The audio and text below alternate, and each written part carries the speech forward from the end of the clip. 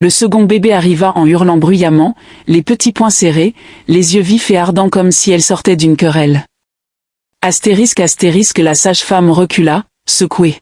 « Eh bien ?» murmura-t-elle. Celle-ci est arrivée en combattant. Elles l'appelèrent Simi. Deux jumelles, des visages identiques, des destins opposés.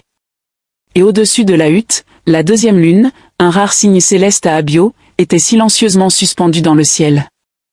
Les anciens chuchotèrent plus tard, les jumelles nées sous la deuxième lune sont destinées à se battre pour un seul destin. Une seule brillera.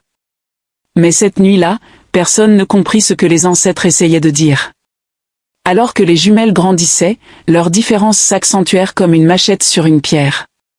Sarah, la calme, se déplaçait comme une brise douce. Elle allait chercher de l'eau avant le lever du soleil, balayait l'enceinte et chantait de vieilles chansons populaires avec une douceur qui faisait même pause aux oiseaux.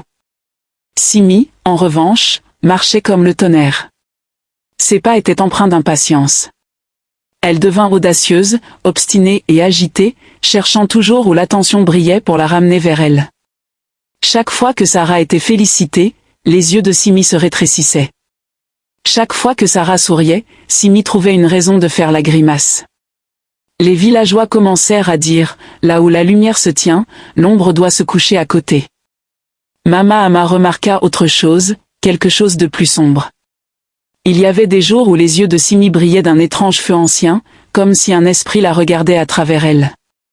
D'autres jours, elle se parlait à elle-même derrière la hutte, murmurant au vent, souriant à rien, riant quand personne ne parlait.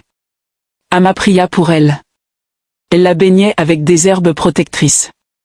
Elle attacha un fil rouge autour de sa taille pour la paix. Elle sacrifia des poules blanches au sanctuaire pour la purification. Mais rien n'adoucit la jalousie de Simi. Une jalousie, si elle n'est pas brisée tôt, pousse des dents.